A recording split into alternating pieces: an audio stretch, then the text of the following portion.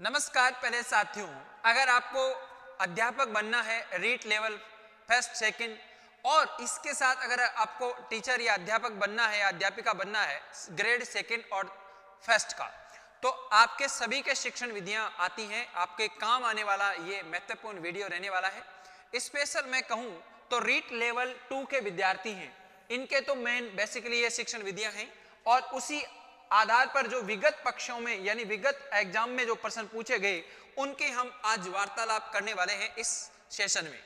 तो आइए विद्यार्थियों, 20 में एमसीक्यूज लेके आया हूं, बहुत अच्छे हैं, उनका हम विवरणात्मक अध्ययन भी करेंगे। ये बहुत उपयोगी रहने वाला वीडियो है। आप इस चैनल को नए हैं तो आप लाइक और शेयर और सब्सक्राइब भी करें। पहला प्रश्न आपके सामने स्क्रीन पे आ चुका है, कंफ्यूज नहीं होना है। कुछ प्रश्न ऐसे हैं जो बोनस अंक वाले भी होंगे, 1 या 2 प्रश्न जो एग्जाम में आए इसलिए हमें वो डालने पड़ी। तो सामाजिक विज्ञान, पहला प्रश्न है सामाजिक विज्ञान अध्ययन की प्रमुख समस्या क्या है? कौन सी समस्या आपको बाधा देती है? पहला प्रश्न है कक्षा छोटे होने, कक्ष का होते हैं छोटे होते हैं, और अध्यापक छात्र अनुपात में वृद्धि होना, या फिर अप्रशिक्षित अध्यापक होना, या पुस्तकालय सुविधा की कमी होना। कौन सी कमी लगती है सामाजिक विज्ञान का अध्ययन करने में? तो आप राइट आंसर देने का क्या करें, प्रयास करें विद्यार्थियों। तो क्या आंसर आया इसका बताइए, या मुझे बताना पड़ेगा? यहां पर बताइए बेटा। पहला देखिए मैं बता देता हूं। सबसे पहले है छोटे कक्ष होना, बिल्कुल ये समस्या है, ये समस्या ही है बेटा। अगर छोटी कक्षा है तो ये समस्या है, ठीक है। छात्र संख्या दोपहर एक कक्षा में मान लो 30 या 35 स्टूडेंट हो तो कितनी अच्छी कक्षा है, लेकिन इधर आपकी एक कक्षा में एक शिक्षक है और 60 या 65 विद्यार्थी हैं, तो आपको कंट्रोल करने में आपकी आवाज, आपको मोटिवेशन, ये सब उस पर लागू नहीं होगा। इसलिए क्या छात्र अनुपात भी सीमित ही होना चाहिए। आगे देखो, अप्रशिक्षित टीचर यानी टीचिंग को पढ़ाने की स्किल नहीं है, टीचर 90 डिग्री नहीं रहता है बोर्ड पर या पीछे देखता ही नहीं है, मिटा देता है, तो इसका मतलब अप्रशिक्षित अध्यापक है, उसको बीएड करने में नॉलेज नहीं आया। पुस्तकालय सुविधाओं की कमी है, कभी कभी बच्चों को सप्ताह में 2 दिन क्या होने चाहिए, लाइब्रेरी मिलनी चाहिए, बाकी आप 2-3 दिन तो बहुत अच्छी बात है। इसका मतलब ये सारी समस्याएं हैं, ये क्या है, सारी समस्या है। तो ये चारों समस्या हो गई, इसका मतलब कूट में आंसर आना चाहिए। क्या आना चाहिए? कूट में 1, 2, 3 और 4, ये चारों इसके आंसर हैं। अगर ऐसा ऑप्शन नहीं आता तो बोनस इसका आपको आंसर मिलेगा, ठीक है, बोनस अंक मिलेगा। क्वेश्चन नंबर 2 पे आइए। प्रश्नोत्तर तकनीकी सामाजिक विज्ञान के शिक्षण में काफी प्रभावी हो सकती है क्योंकि यह सुनिश्चित करती है, क्या सुनिश्चित करनी है? ऑप्शन नंबर ए, विद्यार्थियों की परीक्षा में बेहतर प्रत्युत्तर देने की क्षमता हो। नंबर 2, विद्यार्थी कक्षा में अच्छी तैयारी के साथ आते हैं। नंबर 3, शिक्षार्थियों द्वारा सक्रिय भागीदारी है, एक से अधिक अनुशासित कक्ष हो। तो क्या इसका आंसर रहने वाला है? आप सेकंड पे दीजिए। तो पहली बात हम बात करें तो कौन सी बात इसमें सबसे सुनिश्चित करती है, तो ये आपको ध्यान रखना है। इसका राइट आंसर आप बताने की कोशिश करें तो ये राइट आंसर हो जाए शिक्षक द्वारा सक्रिय, देखो यहां पर सॉरी, शिक्षार्थी द्वारा सक्रिय भागीदारी होना यह जरूरी है। आपका शिक्षण तभी, या प्रश्नोत्तर विधि, प्रश्नोत्तर तकनीकी है तभी होगी क्योंकि इसमें दोनों होंगे। वैसे प्रश्नोत्तर विधि के जनक हैं, प्रश्नोत्तर विधि है, प्रश्नोत्तर जो विधि है उसके जनक हैं कौन? सुकरात, नाम सुना होगा, सुकरात। ये सुकरात क्या होता है, इसमें विद्यार्थी क्या करेगा, विद्यार्थी भी सक्रिय होता है और विद्यार्थी सक्रिय रहेगा और शिक्षक भी होगा, और दोनों आपस में क्या कहते हैं, विद्यार्थी से प्रश्न पूछता है, विद्यार्थी उत्तर देता है, विद्यार्थी भी प्रश्न पूछ सकता है। इसका मतलब यहां पर क्या हो गया, दोनों व्यक्ति क्या रहेंगे, सक्रिय भागीदारी रहेंगे। इसका राइट आंसर हो जाएगा सी, ठीक है, ये ध्यान रखें। क्वेश्चन नंबर 3 पे आए। सामाजिक अध्ययन की अध्यापिका कक्षा में चुनाव की क्रमिक प्रक्रिया बता रही है, जिस प्रविधि का प्रयोग कर रही है वह कौन सी है? अगर कोई शिक्षिका, कोई भी हो सकता है, शिक्षक शिक्षिका, अगर वो चुनाव प्रक्रिया, इलेक्शन वाली बात बता रही है, चुनाव की बात बता रही है, तो वो कौन सी प्रविधि? देखो एक तो होता है विधि, एक होता है प्रविधि। एक होता है विधि और विधि के अंदर एक तकनीक होती है, उसको कहते हैं प्रविधि। तकनीक के अंदर तकनीक लाना क्या कहलाता है? प्रविधि कहलाता है। तो चुनाव के लिए कौन सी प्रक्रिया वो अपनाएगी? तो विद्यार्थियों चुनाव के लिए कथन वाली, कौन सी? कथन वाली प्रक्रिया उसको अपनाना पड़ेगा, इस करेक्ट आंसर, ठीक है। क्वेश्चन नंबर 3 का आंसर कथन होगा। क्वेश्चन नंबर 4 की बात करें, सही मिलान कीजिए। तो मिलान करने वाला प्रश्न है, आपको मिलान में आपको आंसर देना है। बीएस ब्लूम ने किस बात की कि ये हर्बर्ट कौन सा है देता है और मॉरिसन कौन सा देता है, हंट कौन सी बात कहता है, ये आपको आंसर बताना है। क्वेश्चन नंबर 4 की बात हम कर रहे हैं, तो आपको ध्यान रखना है कौन सा आएगा। तो देखिए मेरे हिसाब से बीएस ब्लूम ने सीधा आंसर आ जाएगा, मूल्यांकन आयाम बताया है। हर्बर्ट ने कौन सा बताया, स्मृति स्तर बताया है। मॉरिसन ने कौन सा बताया है, मॉरिसन ने बोध स्तर बताया है। हंट ने कौन सा बताया है, चिंतन स्तर बताया है। इसका मतलब ऐसा ऑप्शन देखिए जिसमें A B C D answer हो। ए बी सी डी कहां पर दिख रहा है, देखिए ए बी सी डी, इसका मतलब सी इसका करेक्ट आंसर हो जाएगा, करेक्ट आंसर हो जाएगा। आपको क्लियर दिख रहा है, देखिए, और आवाज आ रही है आप मेरे पास, आपको दृश्य भी हो रहा है और सुन भी रहे हो, सर्वे भी, सर्वे दृश्य, ये ध्यान रखना है। Model of understanding level of teaching को किस नाम से जाना जाता है, क्या किस नाम से हम पुकारेंगे, और इसका जो नाम दिया नाम से किसे जाना जाता है। तो Herbart model, Morrison model, Ausubel model, या आशुबेल भी कह सकता है, टर्नर टीचिंग मॉडल, किस मॉडल के नाम से इसको पुकारा जाता है। मैं पेन का कलर चेंज कर लेता हूं। हाँ बताइए, बताइए बेटा बताइए। तो इसका आंसर हो जाएगा सीधा सीधा कौन सा मॉडल हो जाएगा, इसका सीधा आंसर हो जाएगा मॉरिसन मॉडल। कौन सा मॉडल हो जाएगा, मॉरिसन मॉडल इस करेक्ट आंसर हो जाएगा, ये आपको ध्यान रखना है। आगे बढ़े, क्वेश्चन नंबर 6 की बात करें, पाठ्यक्रम में क्षेत्र में शामिल है, क्या शामिल होता है पाठ्यक्रम में, विद्यालय की आंतरिक क्रियाएं, विद्यालय की बाह्य क्रियाएं, उपयुक्त दोनों, और उप में से कोई नहीं। भाई पाठ्यक्रम यानी पाठ्यक्रम क्या है, करिकुलम, आपका जो सिलेबस है, आपका क्या है बेटा, सिलेबस है। सिलेबस में कौन सी क्रियाएं शामिल होती हैं, तो सिलेबस में दोनों क्रियाएं आपकी शामिल होती हैं। कौन कौन सी, आप बाहर भी जाकर आपका जब जो चीज आप अध्ययन करते हो वो आप बाहर भी बताते हो, ऐसा नहीं एक जगह होगी, विद्यालय के अंदर आप अच्छे रहो बाहर नहीं अच्छे नहीं रहो, तो ऐसा नहीं होगा। इसका मतलब सिलेबस में क्या होता है, आंतरिक भी होगा और बाह्य भी होगा, आंतरिक भी होगा और बाह्य हो गया। विद्यालय में आप अच्छे बने रहो बिल्कुल सिंसियर, और बाहर जाता ही टीचर मिल जाए, कोई नमस्कार नहीं कोई और नहीं, सुट्टे पर सुट्टा और जर्दे पर जर्दा लगाओ, तो ऐसा नहीं होना चाहिए। आपकी बाहरी क्रिया, पाठ्यक्रम का ही सिलेबस है, आप किस प्रकार की क्रिया करते हो, क्योंकि सामाजिक विज्ञान में ऐसा ही समाज में सोसाइटी में रहने की बात करती है, ये बात ध्यान रखना है। तो सिलेबस पाठ्यक्रम में दोनों बातें आपको शामिल हैं। इसका उत्तर क्या हो जाएगा, इसका उपयुक्त हो जाएगा उपयुक्त दोनों, ये आपको ध्यान रखना है। कुछ टीचर्स होते हैं वो बाहर की क्रियाओं का भी बालक का ध्यान रखते हैं, घर पे भी जाके उनको बात देखते हैं कि बच्चा कैसे कर रहा है।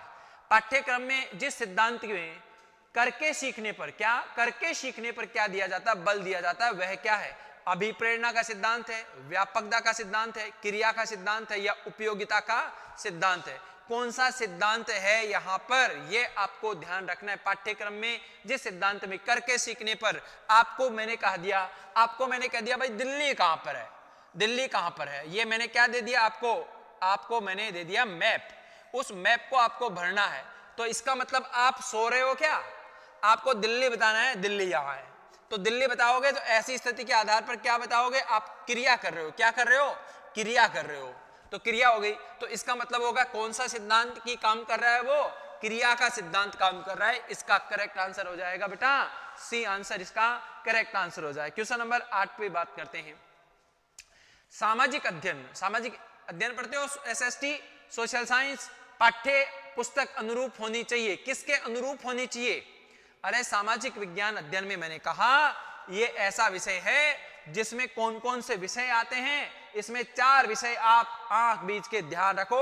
इसमें कहा जाता है भूगोल भी आएगा, क्या आता है, भूगोल, इसमें इतिहास आता है। आप कंपटीशन के एग्जाम देखो, ये 4 चीजें आपको आती हैं। इसमें आपकी राजनीति विज्ञान जिसको कहते हैं, ठीक है, राज्य व्यवस्था आएगी। इसमें एक कौन सा रह गया, एक रह गया आपका कौन सा, भूगोल हो गया, इतिहास हो गया, अर्थशास्त्र कौन सा हो गया, अर्थशास्त्र, यानी आर्थिक क्रियाएं, अर्थव्यवस्था जिसका नाम आता है। ये 4 चीजें आपको ध्यान रखनी है, ये 4 चीजें आपको ध्यान रखनी है। अब ये जो हम सामग्री बनाएंगे किसके अनुरूप बनाएंगे, लेखक के अनुसार बनाएगा, विद्यार्थी के अनुसार बनाएगा, शिक्षक के अनुसार बनाएगा, ये सरकार के अनुसार बनाएगा। ये सामाजिक विज्ञान का जो पढ़ना किसको है, अरे पढ़ना किसको है, छात्र को पढ़ना है भाई, स्टूडेंट को पढ़ना है, तो छात्र के अनुरूप बनाएंगे। अरे किसके अनुरूप बनाएंगे? छात्र के अनुरूप बनाएंगे, ये आपको ध्यान रखना है। स्टूडेंट के अनुसार हमें इसका पाठ्यक्रम हमें निर्धारित करना चाहिए, स्टूडेंट को पढ़ना पड़ेगा। सामाजिक विज्ञान में शिक्षण अधिगम सामग्री का महत्व है, किसके लिए महत्व है? ऑप्शन 4 है। समय परिश्रम की बचत, विषय वस्तु की स्पष्टता, 1 और 2 दोनों, या 1 या 2 दोनों सही। क्या आंसर इसका रहने वाला है? क्या आंसर रहने वाला है? इसका राइट आंसर देने का प्रयास करें। क्वेश्चन नंबर 9 का आंसर क्या रहने वाला है? तो सीधा सीधा ध्यान रखना है, समय और परिश्रम की बचत हो, बिल्कुल हम चाहते हैं। विषय वस्तु में स्पष्टता हो, तो दोनों चाहते हैं, दोनों गलत थोड़ी हैं, दोनों सही हैं। तो दोनों सही है, इसका मतलब आंसर क्या हो जाएगा? 4 नंबर इसका करेक्ट आंसर हो जाएगा, डी इसका राइट आंसर हो जाएगा। आगे बढ़े। सामाजिक अध्ययन शिक्षण में शिक्षण अधिगम सामग्री का प्रयोग करते हैं। सामाजिक अध्ययन में शिक्षण अधिगम की सामग्री का प्रयोग करते हैं, तो किसमें करते हैं? पाठ को लंबा करता है, छात्र ऊबने लगते हैं, ये दोनों कथन असत्य हैं, या उपयुक्त ए और बी दोनों कथन सत्य हैं। क्या होता है? सामाजिक अध्ययन शिक्षण में शिक्षण अधिगम सामग्री का प्रयोग करते हैं, तो क्या होता है इससे?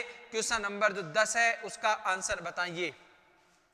बिल्कुल, अगर शिक्षण अधिगम सामग्री की बात करें तो कभी कभी छात्र क्या करता है? पाठ को लंबा कर देता है, छात्र को पाठ को क्या हो जाता है? लंबा हो जाता है, तो छात्र ऊबरे लगते हैं। बिल्कुल सही है। क्या बड़ा, अगर आपको सामाजिक विज्ञान में बड़ी स्टोरी आ जाए, जटिल प्रक्रिया समझाने ला जाए, तो इसका मतलब दोनों ही क्या हो जाएंगे? दोनों कथन असत्य हो जाएंगे। वैसे ऐसा होता नहीं है। शिक्षण अधिगम सामग्री ले जाता है तो छात्र नहीं उबता है, पाठ भी लंबा नहीं होता, शॉर्ट में हो जाता है। आप अकबर की फोटो ले जाके बता दो, आप ग्लोब ले जाकर उस पर, ग्लोब पर या मानचित्र पर आप क्या बता दो? ग्लोब बता देंगे, तो ग्लोब ले जाने के बाद वो छात्र उबेगा नहीं। अगर कोई ऐसी कहता है उबता है और लंबा हो जाता है, तो वो छोटा होता है। भाई ऐसा नहीं होता, उल्टा बता रहे हो। इसका मतलब ये दोनों कथन क्या हो गए? असत्य हो गए। सामाजिक विज्ञान में किस प्रकार के शिक्षण सामग्री सबसे उपयोगी होती है? यूजफुल। भाई यूज करने के लिए यूज कौन सी सामग्री को ज्यादा यूज करना चाहिए? ज्यादा हमें अति आवश्यकता होती है मॉडल की, संग्रहालय की, दृश्य सर्वे सामग्री की, या ड्राइंग उपकरण की? किसकी सहायता हमें ज्यादा लेनी चाहिए? तो देखो, अभी मैं जो कर रहा हूं ना बेटा, अभी मैं कर रहा हूं ना, वो दृश्य है। वो क्या है? दृश्य। और मैं बोल रहा हूं ना, वो सर्वे है, आप सुन रहे हो, ठीक है? आवाज दिखाई नहीं रहा, मैं बोल भी रहा हूं, मेरी आवाज भी आ रही है, सर्वे दृश्य सामग्री है। इसका मतलब दोनों चीजें होनी चाहिए। मुझे कोई काम पढ़ाना है तो उस पाठ का मुझे क्या बना के ले जाना है? मॉडल भी बना के ले जाना है, और मॉडल को क्या करना है? दिखाना है। क्या करना है? दिखाना है। छुपा के नहीं ले जाऊंगा, मॉडल को दिखाना भी है, और मुझे बोलना भी है। क्या करना है? बोलना भी है। दोनों चीजें होंगी। ऐसा मॉडल भी ले जाओ, लेकिन दिखा के वापस ले आओ, तो क्या मतलब? तो इसका मतलब ऑडियो और विजुअल दोनों होना चाहिए, ये आपको ध्यान रखना है। इसलिए मॉडल इसको आंसर नहीं करना है, मॉडल आंसर नहीं करना है, इसका आंसर करना है सी। दोनों चीज होनी चाहिए, करेक्ट आंसर, ये ध्यान रखना है। इसमें मॉडल पे देखते टिक कर दो कहीं। निम्न में से कौन सी सर्वे सामग्री है? कितना अच्छा है। सर्वे का मतलब केवल सुनने की, केवल किस क्या करना है? सुनने के केवल। जैसे तो लिंग्वाफोन, ओवर हेड प्रोजेक्ट, चित्र विस्तारक यंत्र और बुलेटिन वर्ग, ये फर्स्ट ग्रेड के लिए भी बहुत स्पेशल है, और हमारे यहाँ पर थर्ड ग्रेड का यानी रीट लेवल 2 में डाल रखा है। तो क्या आंसर रहने वाला है? ऐसा कौन सा उपकरण है जिसमें केवल सुनाई देता है? जैसे रेडियो, तो अगर आता तो रेडियो तो आप फटाक से टिक कर देते साहब। रेडियो आता तो रेडियो आप क्या कर देते? टिक कर देते। लेकिन इसमें क्या टिक करना है हमें? ये ध्यान रखना। तो इसमें टिक करना है लिंग्वाफोन। कौन सा फोन? लिंग्वाफोन। अरे फोन नाम सुना है? जो ऐसे डायल करते थे, ढें ढें, 1 2 3 नंबर लगा के फिर घुमाते थे। पुरानी पिक्चरों में अमरीश पुरी ऐसे घुमाता है, अमरीश पुरी ऐसे, ये फोन आता था, फिर ये उठाता था घंटी, वो वाला फोन है। ऐसे ध्यान रखना है, ठीक है? आगे देखो, परिवहन, उद्योग, जनसंख्या, खनिज आदि के वितरण को दर्शाने वाला मानचित्र क्या कहलाता है? भौतिक वाला कहलाएगा, भूसंपत्ति वाला कहलाएगा, विषयक मानचित्र कहलाएगा, या राजनीतिक मानचित्र कहलाएगा? ये क्वेश्चन नंबर 13 है। बिल्कुल आप सोच समझ के इसका आंसर दीजिए। फिर से सोच लेना भाई। ये मैं आपके सामने जैसे किसी चीज को दर्शाने के लिए मानचित्र बनाऊं, जैसे मैं मानचित्र बना देता हूं किसका? ज्योग्राफी का। ऐसे अपने भारत का मैप बना दिया, ठीक है? अब मुझे कुछ चीजें दर्शानी है, जैसे परिवहन दर्शाना है। ठीक है, NH1 और NH2 ये ऐसे मैंने दर्शा दी। NH7 सबसे लंबी ऐसे कहते हैं। भू संपत्ति मानचित्र दर्शाना है, विषय मानचित्र दर्शाना है, राजनीतिक मानचित्र, तो ऐसे है। तो सब चीजें मुझे दर्शानी है, तो इसको क्या कहेंगे, यानी उद्योग दर्शाने हैं। मैं कह दूं यहाँ पर उद्योग ज्यादा है, गुजरात में, दिल्ली में, हरियाणा में, ऐसे। जनसंख्या मैंने बता दी, यहाँ पर देखो बिहार में सबसे ज्यादा है, दिल्ली में भी सबसे ज्यादा है, राजस्थान में, गुजरात में थोड़ी कम है, ठीक है, उत्तर भारत में यहाँ पर थोड़ी कम है, क्षेत्रीय जनसंख्या है, यहाँ पर थोड़ी ज्यादा है बेंगलोर के आसपास। ऐसे देख, खनिज बता दिए मैंने, खनिज कहाँ है, ओडिशा में खनिज है साहब, राजस्थान में भी खनिज है, अरावली पर्वतमाला के आसपास। तो ऐसे इसको क्या कहेंगे हम, इसको सोच समझ के आंसर दीजिए। भौतिक का मतलब तो ये मैंने चारों मॉडल बना दिया, वो संपत्ति अलग हो गई, तो इसका मतलब हो गया विषयक मानचित्र। क्या आंसर हो जाएगा, विषयक मानचित्र। अलग अलग बता रहा हूं ना मैं, एक मानचित्र में अलग चीजें हो गई, तो विषयक मानचित्र हो गया। ये कंडीशन किसको दर्शा रही है, ये किसको दर्शा रही है, इसका मतलब हो गया विषय मानचित्र की बात कर रहा हूं। किसकी बात कर रहा हूं, विषय मानचित्र की। कक्षा शिक्षण में तुलनात्मक कंपैरेटिव अध्ययन के लिए उपयोगी होता है। क्या उपयोगी होता है, पोस्टर, समय तालिका, रेखा चित्र या ग्राफ। क्या उपयोगी होता है कक्षा शिक्षण में तुलनात्मक अध्ययन के लिए, क्या उपयोगी होता है, ये आपको आंसर बताना। पोस्टर होता है, ठीक है, या फिर कौन सा ऑप्शन होगा आप बताइए। तो सीधा सीधा मैं बता दूं, कक्षा शिक्षण में तुलनात्मक अध्ययन करना है तो आपको ग्राफ नाम सुना होगा आपने, ग्राफ सुना है, तो ग्राफ के माध्यम से तुलनात्मक कंपैरेटिव क्या करेंगे, हम अध्ययन करेंगे, तो उसका हमें पता चल जाएगा कि किस लेवल का विद्यार्थी क्या आंसर कर रहा है। ऐसे ग्राफ बनाया जाता है, कौन से व्यक्ति को ज्यादा मार्क्स आते हैं, ये आपको ध्यान रखना है ऐसे, ठीक है, ग्राफ इसका आंसर होगा। इतिहास अध्ययन कक्ष में भिन्न भिन्न राजाओं के काल के अंतर समझाने के सर्वश्रेष्ठ साधन है। जैसे मैं कह दूं साहब, ये अलग अलग राजा हुए हैं, ठीक है, जैसे BHAJSO, सर ये क्या लिख दिया, ये मैं लिख रहा हूं बाबर, क्या लिख रहा हूं, बाबर। ऐसे क्या हो गया, हुमायूं, क्या होता है, हुमायूं को। ए से पढ़ा दिया मैंने अकबर, ठीक है, जैसे पढ़ा दिया भाई जहांगीर, ये अलग अलग राजा हो गए ना। फिर पढ़ा दिया मैंने शाहजहां, ठीक है, पढ़ा दिया फिर औरंगजेब, ये सारे मुगल बादशाह हैं। कैसे बादशाह हैं, मुगल बादशाह हैं, ठीक है, मुगल बादशाह हो गए, मुगल वंश हो गया ये। अब इसमें मुझे बताना है, जैसे बाबर हुआ 1526 से लेके, वैसे तो अलग है लेकिन हमें इतिहास में हमें पढ़ना है 1526 से 1530 तक। सब अकबर, तो अकबर में कह दूं 1556 से लेके 1605 तक पढ़ना है। ये दो के बता दिए, तो सबसे सर्वश्रेष्ठ साधन कौन सा होगा, इनको बताने के, इनके काल को बताने के लिए कौन सा सर्वश्रेष्ठ साधन होगा, उसको हमें बताना है। क्वेश्चन नंबर 15 है, इसका आंसर बताइए। तो मैं कौन सा ग्राफ बनाऊंगा भाई, अरे मैं कौन सा ग्राफ बताऊंगा बालकों, मैं बनाऊंगा समय रेखा ग्राफ। क्या बनाऊंगा, समय रेखा ग्राफ। ऐसे बना के इनको समय के आधार पर सबको क्या बता दूंगा, इनका सबका टाइम पीरियड बता दूंगा कि औरंगजेब 1707 तक है, 1526 से लेके इन सभी राजाओं का राजवंश रहा है। तो इसको मैं क्या बनाऊंगा, समय रेखा ग्राफ बनाऊंगा। ग्राफ बनाऊंगा लेकिन समय के अनुसार सारणी बनाऊंगा। अध्यापन कक्ष में पृथ्वी की आकृति को समझाने के लिए, पृथ्वी की आकृति सबको पता है भाई, ठीक है, अंडाकार है। सर्वश्रेष्ठ साधन क्या है, ग्लोब है, मानचित्र है, रेखा चित्र है, चार्ट है। सबसे अच्छा ग्लोब, यानी पृथ्वी को बताना है। किसको बताना है, पृथ्वी कैसी है, तो पृथ्वी का क्या लूंगा मैं इनमें से, अरे इनमें से क्या लूंगा, मानचित्र तो क्या हो गया, ऐसे हो गया, मानचित्र तो ऐसे हो गया, ठीक है। तो इसका मतलब किसको लूंगा मैं, सबसे अच्छा ऑप्शन क्या हो गया, ग्लोब लूंगा और उसको 23.5 डिग्री झुका दूंगा। ऐसे मैं उनको समझाने का प्रयास करूंगा। तो सबसे अच्छा क्या हो गया, ग्लोब हो गया। देखा है कि नहीं देखा, अरे देखा है कि नहीं देखा, ग्लोब देखा है। भूगोल में सहायक प्रविधि जैसे ग्लोब, मानचित्र तथा भौगोलिक उपकरण का प्रयोग किया जाता है। किसके लिए किया जाता है, प्रत्यक्षीकरण का अवसर, बौद्ध सभ्यता का विकास, प्रभावशाली शिक्षण, या इनमें से सभी। किसके लिए किया जाता है, क्वेश्चन नंबर 18। तो मैं बता दूं इन सब चीजों के लिए किस में किया जाए, इनमें से सभी के लिए किया जाता है, ये आपको ध्यान रखना है। डी आंसर यानी नंबर 4 इसका राइट आंसर हो जाएगा।